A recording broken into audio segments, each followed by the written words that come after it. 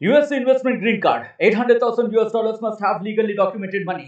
Exit period after 3 years. Shuda LP 6302946180. అసెంబ్లీకి బయలుదేరే ముందు టీడీపీ నేతలందరూ వెంకటపాలెంలో ఎన్టీఆర్ విగ్రహానికి నివాళులు అర్పించడానికి రావడం జరిగింది. ప్రస్తుతం మనతో పాటు మంత్రి సవితున్నారు. మేడం చెప్పండి, ఫస్ట్ టైం ఏదైతే ఎన్నికల తర్వాత అసెంబ్లీ సెషన్ జరుగుతున్నాయి, ఎలా ఫీల్ అవుతుంది? చాలా గర్వంగా ఉందండి. ఎందుకంటే ఈరోజు ప్రపంచవ్యాప్తంగా విజనరీ లీడర్ చంద్రబాబు నాయుడు గారు ఒక ప్రత్యేకత గుర్తింపు ఉంది. అలాంటిది గత 5 సంవత్సరాల్లో మనం అసెంబ్లీ చూసాం. ప్రజల కోసం పోరాటం చేసే నాయకులు చంద్రబాబు నాయుడు గారు అసెంబ్లీలో ఏ విధంగా అయితే అవమానపరిచారో మనం అందరం చూసాం.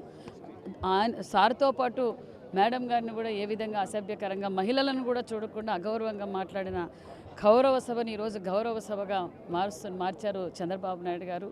ఎందుకంటే విజనరీ లీడర్ దేవాలయం లాంటి అసెంబ్లీలో అసభ్యకరంగా మాట్లాడి కుటుంబ సమేతంగా కూర్చొని చూడడానికి కూడా ప్రజలంతా ఇబ్బంది పెట్టారు. ఈరోజు ఈ సభను, ఈ అసెంబ్లీ సమావేశాలు మొదటి రోజు యావత్ ఆంధ్రప్రదేశ్ ప్రజలందరూ ఇది చూడాలని ఆశించారు.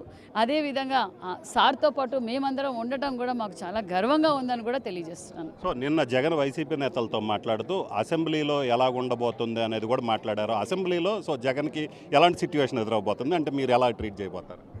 అసెంబ్లీ నియమాల పద్ధతుల ప్రకారం ఏ విధంగా అయితే పాటించాలి. ఎందుకంటే చంద్రబాబు నాయుడు గారు క్రమశిక్షణకి మారుపేరు. ఆ విధంగానే ఉంటుందండి. కక్ష సాధింపు చర్యలు అసెంబ్లీలో కుటుంబ సమేతంగా చూడాలి అంటే అసెంబ్లీ ఎలా ఉండాలో అలాగే ఉంటుంది. సో నిన్న స్పీకర్ గురించి మాట్లాడతా జగన్ కూడా మాట్లాడాడు.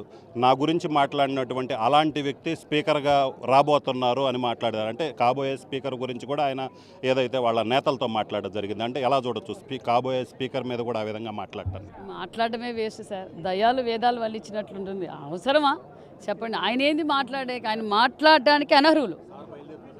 ఫైనల్గా ఇంకొకటి చెప్పండి, అసెంబ్లీలో చూసుకున్నట్లయితే ఆయన నిన్న మాట్లాడుతూ నిజాయితీగా రాజకీయాలు చేయటమే జగన్ చేసిన పాపం అని నేతలతో మాట్లాడి నిజంగా అలా ఉందంటారా? అందుకే కదా యావత్ ఆంధ్రప్రదేశ్ ప్రజలందరూ ఏ విధంగా బటన్ రెడ్డికి బటన్ నొక్కి ఏ విధంగా బుద్ధి చెప్పారో అందరికీ అర్థమైంది కదండి. Thank you. సో ఇది పరిస్థితి. ఖచ్చితంగా కూడా అసెంబ్లీలో కక్ష సాధింపు అనేది ఎటువంటిది ఉండదు. ఖచ్చితంగా గౌరవమైనటువంటి రాజకీయాలు చేస్తాము. ఖచ్చితంగా అసెంబ్లీని గౌరవ సభ నుంచి గౌరవ సభగా మార్చాము. అలాగే అసెంబ్లీలో ఎటువంటి కక్ష సాధింపు చర్యలు ఉండవు.